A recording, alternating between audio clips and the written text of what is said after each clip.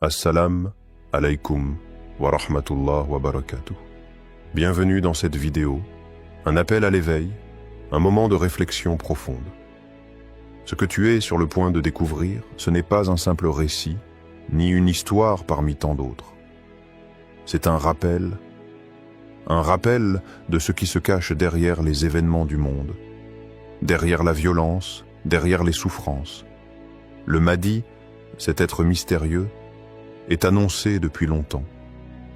Les signes sont là, bien visibles, mais nous sommes-nous vraiment préparés à les reconnaître? Israël, la guerre, la souffrance. Tout cela précipite un événement que peu d'entre nous osent affronter.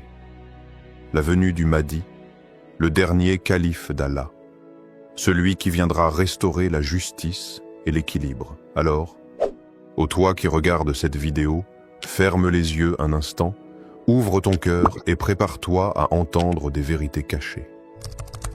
L'heure est grave. Les paroles cachées des savants. Il y a des paroles qu'on n'ose pas dire à haute voix, des vérités que l'on cache sous les tapis des convenances. Mais aujourd'hui, quelque chose a changé dans les discours des grands savants. Des cheikhes d'influence, autrefois prudents, commencent à parler avec des mots chargés de feu et de vérité. On ne parle plus de symboles ou d'analyses superficielles. On parle de signes graves, de signes puissants, de signes prophétiques. Dans plusieurs mosquées du Moyen-Orient, de l'Égypte à la Syrie, des voix tremblantes et sages se lèvent, non plus pour enseigner la patience dans l'attente, mais pour avertir. Les versets de la fin des temps sont récités avec insistance. Les hadiths que l'on évoquait qu'en cercle privé sont maintenant prononcés en chair, devant des milliers de fidèles. Et au centre de ces discours, un nom revient, encore et encore, Israël. Mais pas dans le sens que tu imagines. Il ne s'agit pas d'un débat politique, ni d'un conflit territorial. Les cheikhes parlent d'une manœuvre spirituelle et stratégique, d'un projet eschatologique, provoquer intentionnellement la venue du faux Messie, Al-Masih ad-Dajjal. Ce n'est plus une théorie marginale. C'est un cri d'alarme. Ils affirment que derrière les politiques brutales, derrière la profanation des lieux saints comme Al-Aqsa, derrière l'oppression des innocents, se cache une volonté messianique. Une vision du monde où le chaos doit précéder l'apparition de leur roi. Un monde à feu et à sang, qui ne peut être sauvé que par celui que nous connaissons comme le plus grand imposteur de l'histoire. Mais ce qu'ils ignorent, c'est que leur agitation réveille un autre événement divin.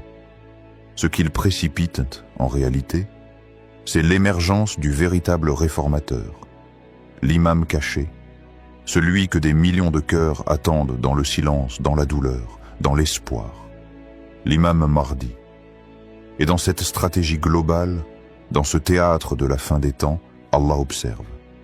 Il laisse les choses se jouer. Et puis, à l'instant qu'il a choisi, il interviendra. Et ils complotèrent, et Allah complota. Et Allah est le meilleur des comploteurs. Sourate Al-Imran 3:54. Ce verset n'est pas une simple réponse au mensonge. C'est un rappel puissant que peu importe la force du plan humain, il ne dépassera jamais le décret divin. Et plus les oppresseurs avancent dans leurs desseins, plus ils s'approchent de leur propre chute. Mais vois-tu, ce scénario ne se joue pas qu'en haut lieu. Il se joue aussi dans ton cœur. Parce qu'aucun de ces événements ne t'est rapporté pour t'impressionner, mais pour te réveiller. Écoute cette histoire. Elle est réelle. Un vieil imam palestinien, âgé de près de 90 ans, réputé pour son silence, son humilité et son absence médiatique. Il n'avait pas d'internet, pas de téléphone. Il priait, il enseignait, il pleurait dans la nuit. Un homme oublié du monde, mais connu d'Allah. Quelques jours avant sa mort, rassemblant ses derniers souffles, il a dit à son petit-fils cette phrase. L'ennemi pense précipiter son roi, mais c'est Allah qui précipitera son serviteur caché. L'heure approche, Ne sois pas surpris, sois prêt. Ces mots ont été chuchotés, mais ils résonnent maintenant comme un écho dans les cœurs des croyants. Ils sont le reflet d'une vérité que peu osent entendre. Nous ne vivons pas une époque ordinaire. Les signes sont là. Ils frappent à la porte de notre conscience. Et pourtant, beaucoup dorment encore. Beaucoup pensent que cette vie va continuer indéfiniment, qu'on aura le temps, qu'on pourra se préparer demain. Mais le Mahdi ne viendra pas quand tu seras prêt. Il viendra quand Allah l'aura décidé. Et ce moment peut être plus proche que tu ne l'imagines. Alors, je te pose cette question. Te prépares-tu? Prépares-tu à ce qui vient? Ou restes-tu figé dans l'illusion que ce monde durera pour toujours? As-tu reconnu les signes? Ou les as-tu ignorés? Distrait par les lumières artificielles de ce bas monde. Parce que lorsque le Mahdi apparaîtra, ceux qui auront vu les signes en avance auront déjà changé. Les autres, eux, seront pris de panique, car leur cœur n'était pas prêt. 2. Le plan derrière le chaos. Et si tout était intentionnel? Le monde saigne, et personne ne semble vouloir le soigner. Chaque jour, les images s'accumulent. Des enfants couverts de poussière, des femmes hurlant au milieu des gravats, des mosquées en ruine. À force, certains ne regardent plus. Ils font défiler. Ils zappent. Car voir l'horreur trop souvent, ça finit par engourdir le cœur. Mais il y a une question qu'on n'ose pas poser. Pourquoi est-ce que c'est que ça continue?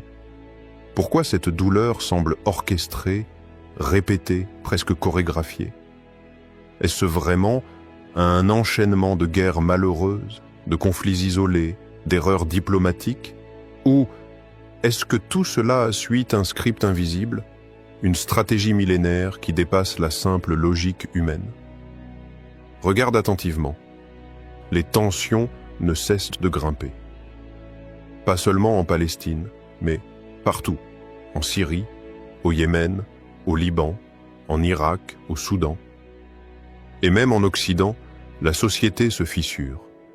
Familles divisées, identités brouillées, repères spirituels détruits. Tu ressens cette fatigue collective? Ce malaise qui flotte dans l'air comme une odeur de brûlé? Ce n'est pas qu'une coïncidence.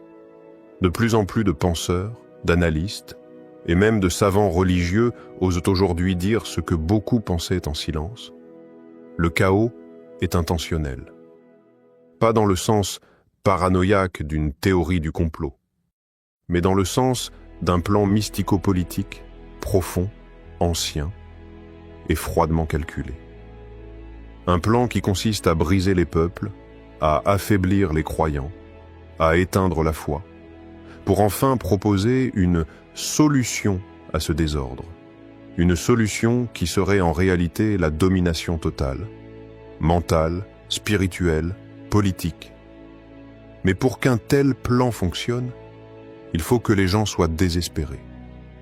Il faut qu'ils perdent tout, qu'ils hurlent vers le ciel sans réponse. Et c'est là que les choses basculent. Car dans les ténèbres, une lumière commence à percer. Les cheikhs le disent de plus en plus. Le chaos qu'ils provoquent ne fera pas émerger leur Messie, mais le nôtre. Celui qui est promis. Celui dont les anciens récits disaient qu'il ne viendra que lorsque l'injustice aura recouvert la terre comme une nuit sans lune. Et aujourd'hui, regarde autour de toi. Regarde les injustices, les peuples écrasés, les orphelins abandonnés, les dirigeants corrompus, les lois perverties, l'adoration du faux, le silence des masses. Ne sommes-nous pas en train d'atteindre ce seuil? Et nous voulions favoriser ceux qui avaient été opprimés sur terre et faire d'eux des guides et les faire héritiers. Sourate Al-Qasas 28.5. Ce verset ne parle pas seulement du passé. Il parle du cycle éternel de la justice divine. Lorsque l'oppression atteint son paroxysme, Allah choisit parmi les opprimés ceux qui l'élèvera. Et si ce temps était maintenant? Et si dans les ruines, une génération était en train de naître? Une génération brisée, mais lucide, humiliée, mais déterminée, appauvrie, mais guidée. Une génération qui entend, au fond de son cœur, une voix différente. Une voix qui ne vient ni de l'écran, ni des réseaux, ni des politiciens, mais une voix intérieure, ancienne, presque oubliée, la voix de la vérité. Écoute cette histoire. Un jeune homme syrien, réfugié dans un camp depuis l'âge de 13 ans, en racontait ceci à un médecin venu distribuer de l'aide. Chaque nuit, je rêve d'un cavalier vêtu de blanc qui traverse les ruines. Il ne parle pas. Il ne regarde personne. Il passe lentement. Mais dès qu'il apparaît, tout s'arrête. Plus de bombes, plus de cris. Juste une paix étrange. Il revient dans mes rêves depuis que mon frère est mort sous les décombres. Le médecin a voulu lui dire que ce n'était qu'un rêve. Une invention de son esprit pour supporter le traumatisme. Mais au fond de lui, il a su, ce n'était pas un rêve. C'était un appel symbolique, un écho, un signal de l'invisible. Ce cavalier, c'est peut-être le Mahdi, pas encore révélé, pas encore proclamé, mais déjà pressenti, déjà ressenti, déjà aperçu. Dans les cœurs purs, dans les âmes douloureuses, dans les rêves des innocents. Et toi qui écoutes, tu crois que tout ce que tu vois est le fruit du hasard? Crois-tu vraiment que toutes ces guerres, toutes ces douleurs, toutes ces confusions ne sont que des accidents politiques?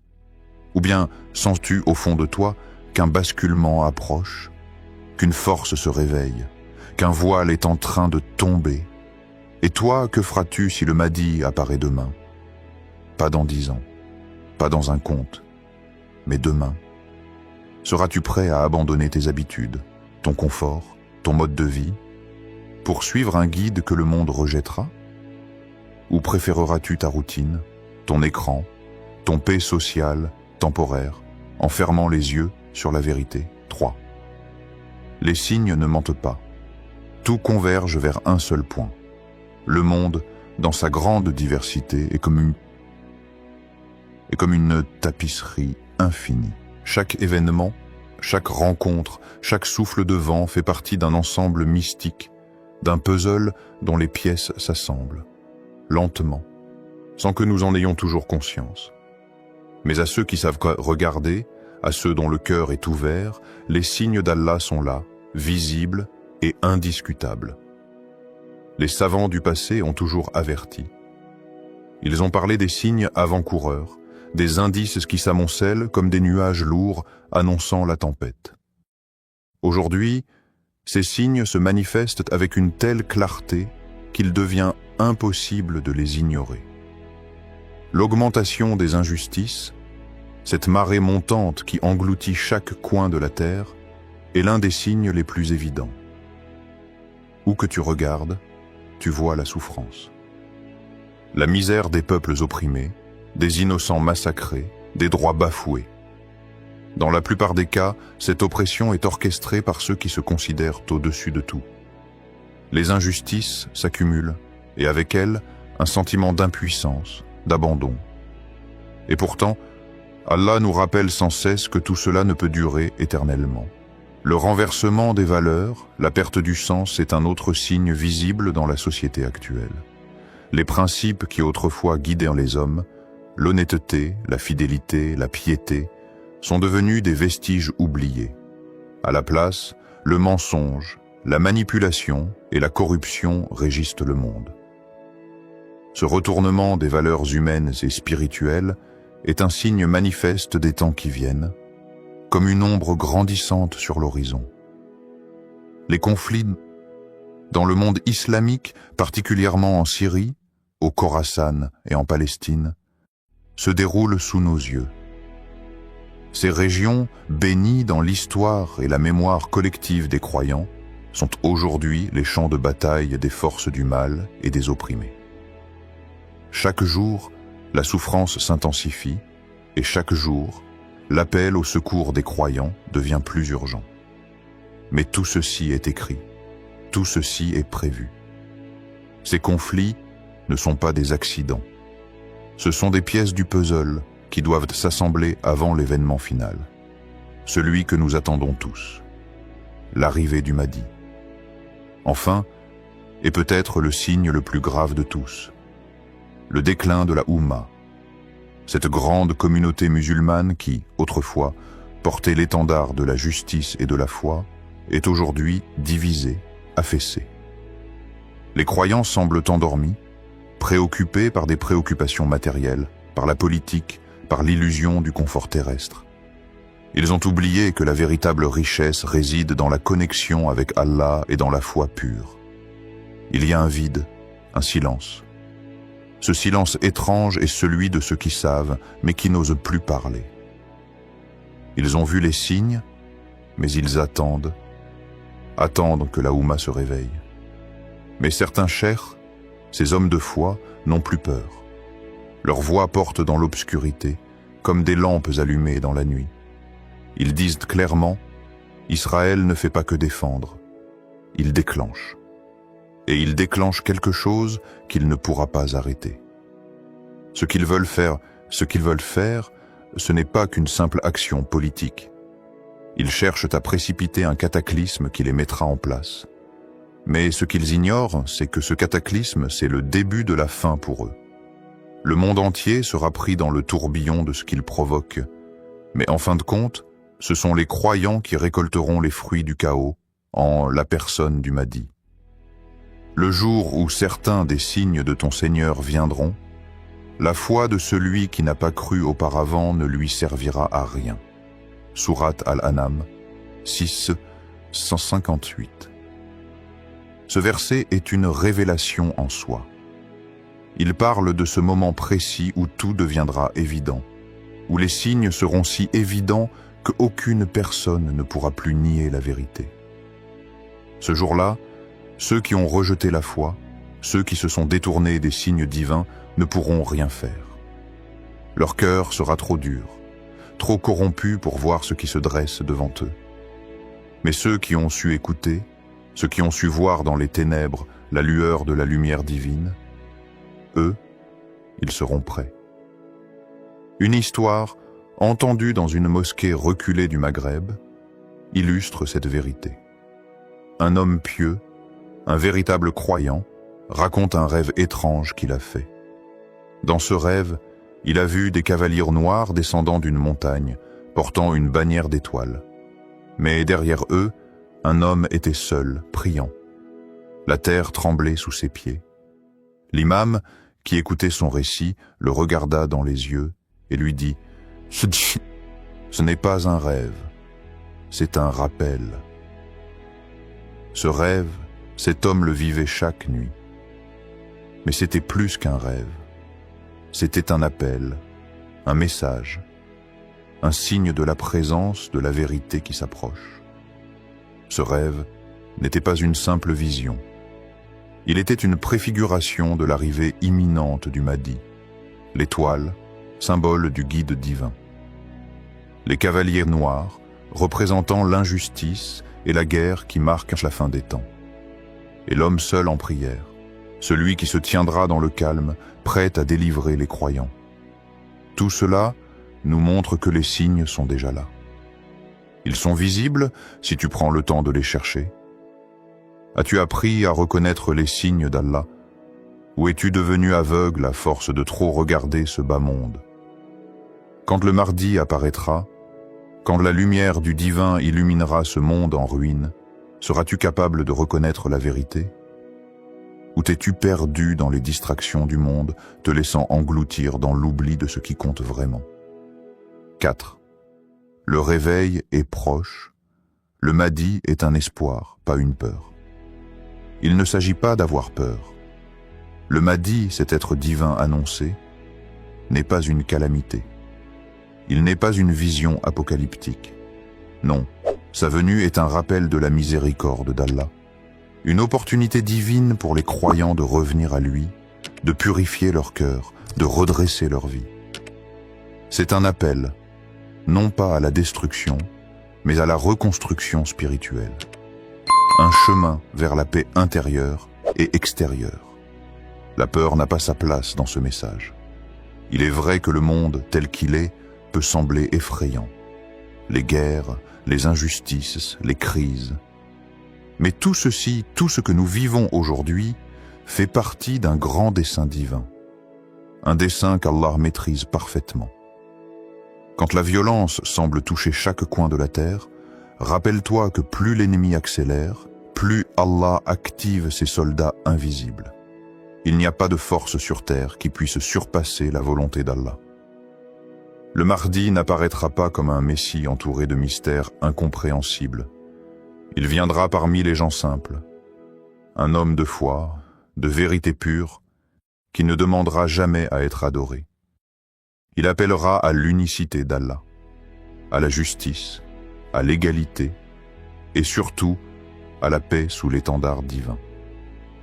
Un guide pour ceux qui cherchent à retrouver le droit chemin, loin des illusions du monde. Sa venue sera un acte de grâce, un acte de miséricorde d'Allah envers ceux qui ont su attendre, ceux qui ont su prier, ceux qui ont su se repentir. Ô vous qui avez cru, répondez à Allah et aux messagers lorsqu'ils vous appellent à ce qui vous donne la vie. Sourate Al-Anfal 8-24. Cette parole du Saint-Coran nous appelle à répondre positivement à l'appel divin. Répondre à Allah, c'est répondre à la vie. Ce n'est pas une vie remplie de désirs futiles ou de distractions mondaines, mais une vie d'authenticité, de piété et de sincérité. C'est une vie qui se tourne vers lui, qui se purifie, qui cherche à faire grandir la lumière dans son cœur. Tout comme le Mahdi fera grandir la lumière dans le monde lorsqu'il viendra. Une histoire, entendue au cœur de Gaza, nous rappelle l'espoir inébranlable de ceux qui vivent dans l'attente de ce grand événement. Une femme âgée de Gaza, dont le fils est mort en martyr, ne pleure pas. Elle dit « Mon fils est mort martyr. Mais je ne pleure pas. Je sais qu'un jour, un homme viendra. Il rendra justice. Je prie chaque nuit qu'Allah me donne 1 heure de plus, juste pour voir son visage. » Cette femme ne pleure pas comme beaucoup d'autres, car son cœur est rempli d'espoir. Son fils, martyr, n'a pas souffert pour rien. Son sacrifice, comme celui de tous ceux qui souffrent, est inscrit dans un grand plan. Elle sait qu'un jour, le Mahdi viendra, et ce jour-là, la justice régnera sur cette terre. La paix viendra enfin, et ceux qui ont été opprimés, ceux qui ont sacrifié leur vie, verront la justice d'Allah se manifester. Es-tu prêt à changer ta vie dès aujourd'hui, à te préparer à ce grand moment? Le Mahdi viendra, mais es-tu prêt à faire partie de ceux qui marcheront à ses côtés quand il apparaîtra? La réponse à cette question dépend de toi. Elle dépend de ta préparation intérieure, de ton retour sincère vers Allah. Ce n'est pas dans l'attente passive que tu te prépares, mais dans l'action et la transformation de ton âme. Si tu désires marcher avec lui, prépare-toi dès maintenant. Ce n'est pas trop tard. L'opportunité t'est donnée aujourd'hui, dans cette vie. Et lorsque l'heure viendra, il n'y aura ni place pour les doutes, ni place pour l'indifférence. Le Mahdi ne viendra pas seulement pour restaurer un ordre extérieur, mais pour rétablir l'ordre dans nos cœurs. Il viendra pour ceux qui ont patienté, ceux qui ont prié, ceux qui se sont repentis. Si aujourd'hui tu te sens perdu, si tu te sens désorienté par les épreuves de ce monde, sache que la lumière est proche. Ne laisse pas l'illusion de ce monde te faire oublier la vérité ultime. Le Mahdi viendra, et avec lui, la justice, la paix et le retour à la voie d'Allah. Prépare-toi maintenant, car l'heure approche Et toi, seras-tu prêt à répondre à l'appel? Depuis des siècles, les prophéties parlent d'un guide qui surgira au moment où le monde sombrera dans l'obscurité. Un guide qui apportera lumière, justice et paix à l'humanité. Mais ce retour ne serait-il pas lié à un secret profondément enfoui dans une terre particulière? Une terre marquée par l'histoire, la foi et la résistance, l'Algérie. Aujourd'hui, nous allons plonger dans les mystères d'une nation méconnue, mais peut-être choisie. Un peuple silencieux, dont le rôle pourrait dépasser ce que l'on imagine.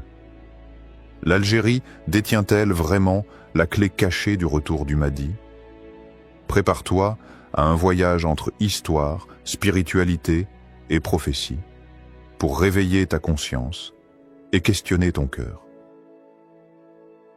Un peuple marqué par la prophétie. Au cœur du Maghreb, là où le sable rejoint les vagues de la Méditerranée, une terre s'élève entre silence et tempête. L'Algérie. Un nom qui résonne avec force et mystère. Mais derrière ces reliefs accidentés, ces villages figés dans le temps et ces peuples fiers, une question plane comme un souffle venu de l'invisible. Et si cette nation portait en elle une clé oubliée? Une clé qui ouvrirait la porte du retour du Mahdi, le guide attendu par les cœurs éveillés? L'histoire de cette terre est une prière gravée dans la douleur. Colonisée, divisée, blessée, mais jamais brisée. Chaque pierre de ce pays a été témoin de larmes silencieuses et de prosternation dans l'obscurité. Ce n'est pas seulement un pays, c'est une mémoire vivante, un cœur palpitant d'espoir sous les cicatrices. Et dans les coins reculés, dans les zaouïas effacés du monde moderne, des voix discrètes murmurent « L'Algérie n'est pas qu'une nation, c'est une préparation, une gestation spirituelle. » Ce peuple, souvent ignoré ou réduit à des clichés, a traversé l'humiliation sans perdre sa foi. Lorsqu'on lui a arraché ses terres, il s'est réfugié dans le Dikr. Lorsqu'on a voulu effacer sa langue, il a gravé la mémoire dans ses poèmes. Et quand tout semblait perdu, il s'est accroché à l'invisible. Et voici que résonne ce verset, comme une promesse faite à ceux qui souffrent sans faiblir. Et nous voulions favoriser ceux qui avaient été opprimés sur la terre, et en faire des dirigeants et en faire les héritiers. Sourate Al-Qasas, verset 5, est-ce une coïncidence que ce verset parle d'un peuple opprimé? Est-ce un hasard si ce verset a été souvent récité dans les prisons coloniales, dans les grottes des résistants, ou dans les ruelles d'Alger au parfum de cèdre et de souffrance? Non. Il y a ici une direction, une orientation.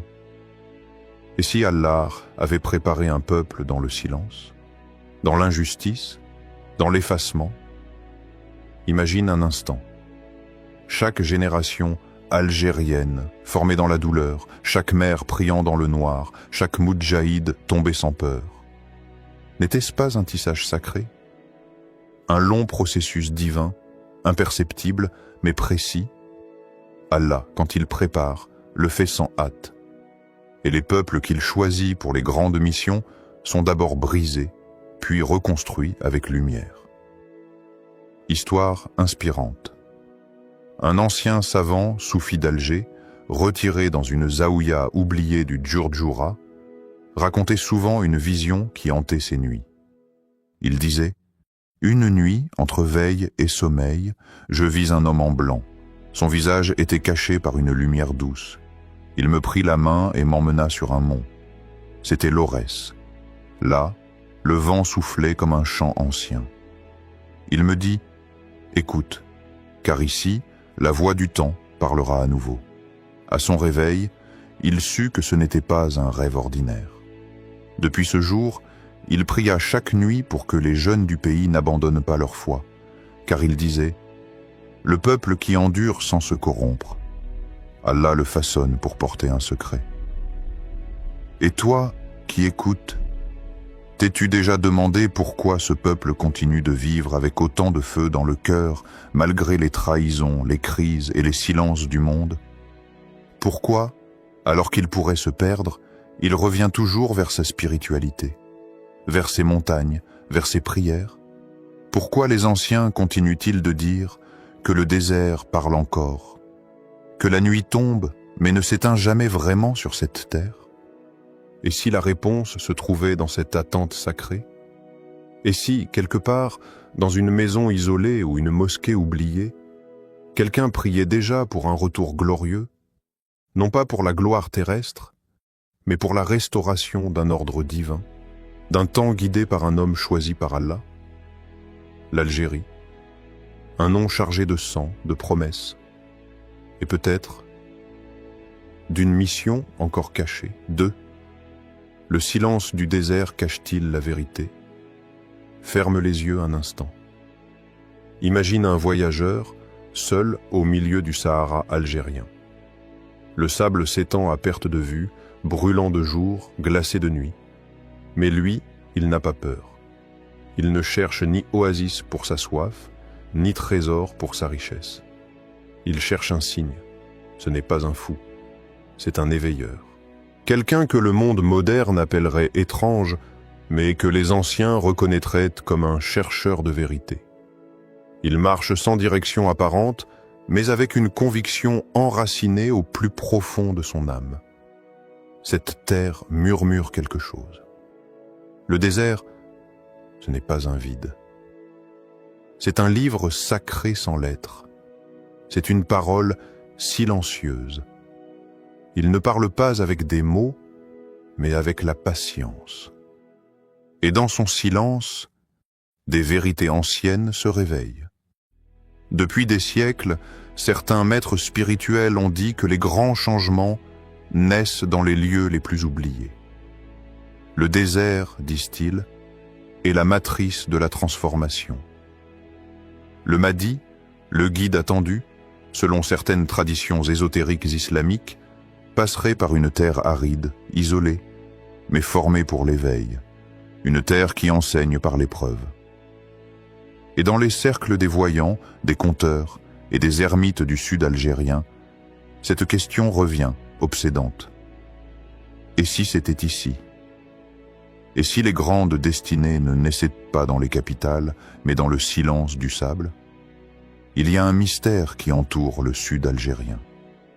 Insalar, Tamanrasset, Djanet, ce ne sont pas seulement des lieux, ce sont des portails, des endroits où le monde visible et l'invisible se croisent. Là où les montagnes semblent parler, là où la lune descend plus bas pour écouter les prières, là où des hommes prient seuls, loin des réseaux, loin des projecteurs, mais si près de l'essentiel. Et ce verset nous vient à l'esprit comme un murmure divin. Ceux qui croient et émigrent pour la cause d'Allah et combattent dans le sentier d'Allah avec leurs biens et leurs personnes auront la plus haute situation auprès d'Allah. Sourate At-Tawbah, verset 20. Ceux qui émigrent intérieurement ou extérieurement vers la lumière. Ceux qui combattent sans armes, mais avec leur patience, leur foi et leur sincérité. Et si ces gens-là étaient déjà là, préparés sans savoir pour la grande mission? Pose-toi cette question. Pourquoi ces régions, souvent délaissées par les médias et les politiques, continuent-elles à respirer une foi authentique, pure, presque intacte? Pourquoi trouve-t-on encore dans ces endroits des visages illuminés par la prière, des voix qui récitent le dhikr dans la nuit noire, et des regards qui semblent avoir vu au-delà? Petite histoire. Un vieux Touareg d'Insala racontait à ses enfants, autour d'un feu tremblant, une histoire que peu oser en contredire. Un soir, alors que le vent caressait les dunes comme une prière, un homme est venu. Il ne parlait presque pas. Il avait un regard immense, profond, comme un puits sans fond. Il campa près de notre village. Il pria toute la nuit, sans dormir, et au matin, il avait disparu. Mon grand-père disait de lui: ce n'était pas un homme ordinaire. Il venait du futur, ou du destin. Depuis ce jour, ce vieux Touareg dit à chacun de ses petits-enfants, « Lorsque le vent souffle à travers les montagnes, écoute, peut-être que cet homme parle encore. Et si ce voyageur mystérieux n'était que l'un des nombreux messagers du destin, préparant le terrain pour quelque chose de plus grand? Et si, dans le silence du désert, Allah formait les 313 compagnons, ceux qui marcheront avec le Mahdi dans la lumière de l'aube nouvelle? Et si certains de ces hommes et femmes vivaient déjà là, inconnus du monde mais reconnus par les cieux? Le désert algérien n'est pas vide. Il est plein de secrets, de prières non entendues, de pas effacés par le vent mais inscrits dans l'invisible. Et peut-être que la vérité la plus pure se cache là où personne ne regarde. 3. Le feu, les révoltes et l'éveil du peuple. Regarde bien l'histoire moderne de l'Algérie. Ce n'est pas un simple récit de dates et de dirigeants. C'est une suite de douleurs, de luttes, de blessures et de dignité. Chaque génération a porté une part de ce feu. Chaque époque a eu son combat. La colonisation a tenté d'arracher la langue, la foi, les racines. Mais au lieu de soumettre, elle a réveillé un volcan. Des hommes et des femmes sont morts, non pas pour un drapeau seulement, mais pour l'honneur, pour la lumière, pour l'avenir. Puis, après les cris de la guerre, est venu le silence. Un silence lourd, celui qu'on entend après une tempête, quand on compte les absents. Mais malgré ce silence, le peuple n'a jamais cessé de réclamer la justice. Il a crié à nouveau, il s'est relevé, il a marché, encore et encore. Et chaque pas disait au ciel, on n'a pas oublié, on n'a jamais dormi. Les révoltes ne naissent pas du hasard. Elles sont l'écho d'une douleur profonde. Mais certaines douleurs sont des appels d'en et haut. Et là, une question surgit dans nos cœurs. Et si ce peuple faisait partie de ceux que les temps de la fin avaient choisis? Et si sa souffrance, sa rage, son courage étaient les signes d'une préparation divine? Écoute bien ce verset, qui semble avoir été écrit pour ces moments. Ne pense pas que ceux qui meurent dans le sentier d'Allah soient morts. Non, ils sont vivants auprès de leur Seigneur, bien pourvus. Sourate Al-Imran, verset 169. Alors tous ces jeunes tombés dans la rue, tous ces innocents partis sans justice, et même ces anonymes disparus dans l'ombre de l'histoire, sont-ils morts pour rien? Ou ont-ils pavé la route d'un temps plus grand que nous ne voyons pas encore? Le Mahdi, selon les traditions, ne viendra pas pour les endormis. Il viendra pour ceux dont la douleur est devenue lumière, pour ceux qui se lèvent quand tout s'effondre, pour ceux que la souffrance forme sans les briser. Et si ce peuple était déjà en train d'être épuré? Pas par les armes, mais par la patience, par les injustices répétées, par les trahisons politiques, par les désillusions, par cette fatigue immense qui ne tue pas, mais transforme. Et si l'Algérie n'était pas seulement une terre blessée, mais une terre initiée, histoire contemporaine. Pendant les marches du Irak, un vieil imam marchait lentement au milieu des jeunes. Pas de slogan, pas de pancarte, seulement sa voix douce, récitante, presque effacée dans la foule. Il disait « Celui qui se lève pour Allah prépare la route au guide caché. » Les gens le regardaient, intrigués. Il n'était pas là pour la politique. Il ne visait aucun siège, aucun parti. Il marchait avec une foi pure. Et quand on lui demandait pourquoi il était là, il répondait simplement « Je sens un parfum de fin des temps dans l'air du peuple. » Ce parfum, c'était peut-être celui d'une promesse oubliée. Celle qu'un jour, un peuple humilié se relèverait.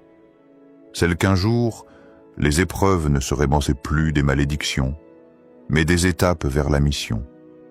Et si l'Algérie n'était pas en chaos, mais en gestation, un peuple qui tombe mais qui refuse de rester au sol, un peuple qui pleure mais dont les larmes deviennent flammes, un peuple qui crie mais dont le cri brise les chaînes de l'invisible. Alors regarde encore, regarde ce feu dans leurs yeux, regarde ces drapeaux levés dans la douleur, et demande-toi, est-ce là l'éveil d'un peuple ordinaire, ou l'appel d'un peuple que le Mahdi reconnaîtra parmi les siens? 4. La sagesse oubliée des anciens. Il fut un temps que les livres d'histoire ne racontent pas, un temps qui vivait dans les voix, pas dans les pages. Dans les montagnes de Kabylie, les soirées d'hiver étaient sacrées. Autour d'un feu lent, les anciens parlaient et les enfants écoutaient. Mais ce n'étaient pas de simples histoires, c'étaient des chants, des prières cachées sous des mots simples, des sagesses soufflées comme un secret au creux de la nuit. Ils racontaient qu'un jour, l'humanité s'éteindrait de l'intérieur, que les cœurs deviendraient froids, les âmes perdues, les dirigeants aveugles, et qu'alors, dans ce tumulte, se lèverait un homme que la lumière précéderait, un homme attendu depuis les origines. Mais ce n'est pas ce récit-là qui marquait les enfants. C'est ce que les anciens ajoutaient en chuchotant « Il viendra d'un lieu oublié, d'une terre que les puissants méprisent, mais qu'Allah chérit en silence. » Et alors, tout le monde tournait les yeux vers les collines, vers les villages isolés, vers les sentiers poussiéreux, vers l'Algérie de l'intérieur, celle qu'on ne montre pas, celle qui vit dans les prières des grands-mères et le silence des mères. Et ce verset revenait souvent comme un souffle divin sur ces récits, et quiconque place sa confiance en Allah, il lui suffit. Allah atteint ce qu'il se propose. Sourate At-Talaq, verset 3. Est-ce que ces mots étaient des prophéties ou de simples rêves de berger?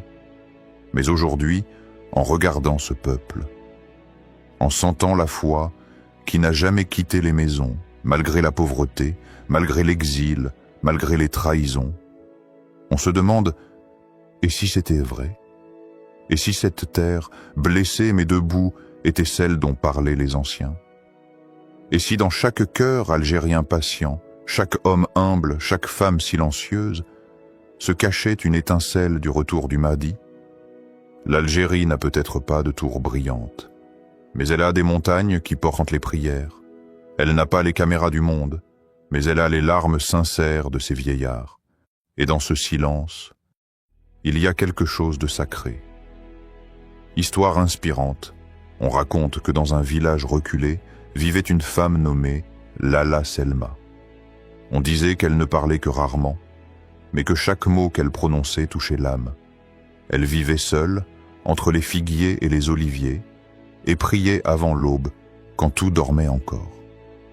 Un jour, un jeune homme vint lui demander « Lala, quand viendra le Mahdi ?» Elle sourit, puis elle répondit doucement « Le Mahdi ne viendra pas de la foule, mais de l'oubli. L'Algérie est l'oubli des hommes, mais la mémoire d'Allah. » Le jeune homme ne comprit pas tout de suite, mais les années passèrent, et chaque fois que le monde semblait s'effondrer, ces mots revenaient comme une encre. Peut-être qu'Allah cache ce qu'il aime, et peut-être qu'il façonne, dans les lieux les plus discrets, ceux qui porteront sa lumière.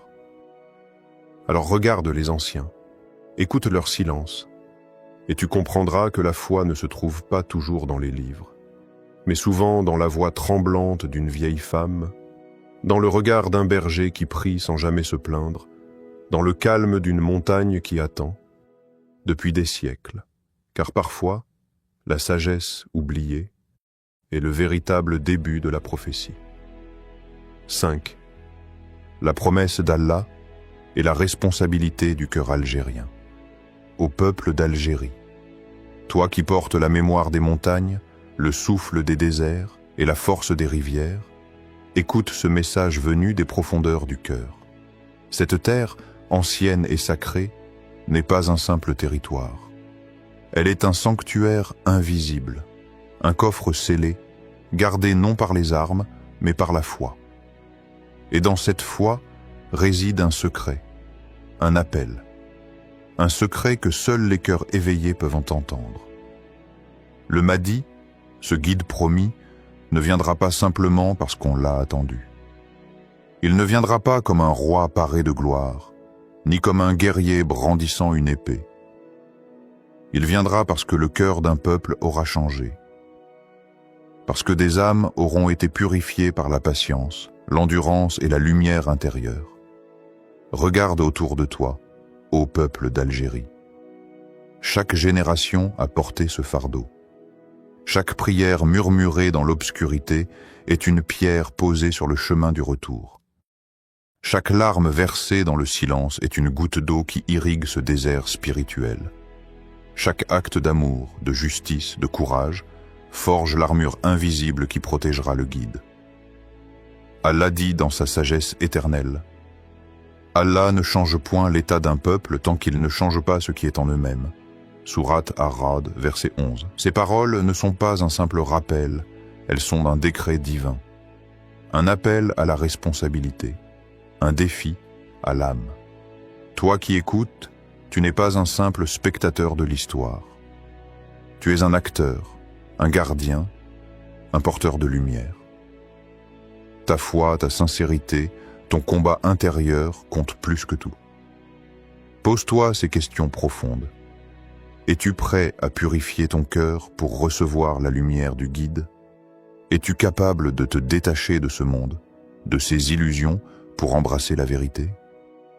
Et si ta prière, ta sincérité, ton éveil était la clé qui déclenchera le retour du Mahdi, c'est dans cet éveil, cette pureté que le mystère se dénouera. Ce n'est pas dans la force des armes, ni dans le tumulte des discours, mais dans la paix intérieure, dans l'humilité, dans la foi silencieuse. Ô Allah, accorde à ce peuple la force de se purifier. Éveille les secours, se soupit. Prépare les âmes à accueillir le guide tant attendu. Fais de chaque Algérien un phare de lumière dans la nuit du monde. Et toi, spectateur, garde ces paroles près de ton âme. Car le secret ne se trouve pas dans les livres, il est gravé dans la foi sincère. Il repose dans le souffle de chaque prière. Et il attend que tu sois prêt. Le mystère demeure. Mais une chose est certaine. Le véritable retour ne se produit pas à l'extérieur. Il commence dans le cœur des hommes et des femmes prêts à changer, à se purifier, à s'éveiller. L'Algérie, avec ses blessures et sa foi, pourrait bien être cette clé silencieuse que le destin a forgée dans l'ombre. Alors, à toi qui as écouté jusqu'ici, la question demeure: es-tu prêt à ouvrir ton cœur et à préparer le chemin du guide? Car le Mahdi ne viendra pas à ceux qui l'attendent passivement, mais à ceux qui se préparent avec sincérité. Que la paix et la lumière accompagnent ton chemin.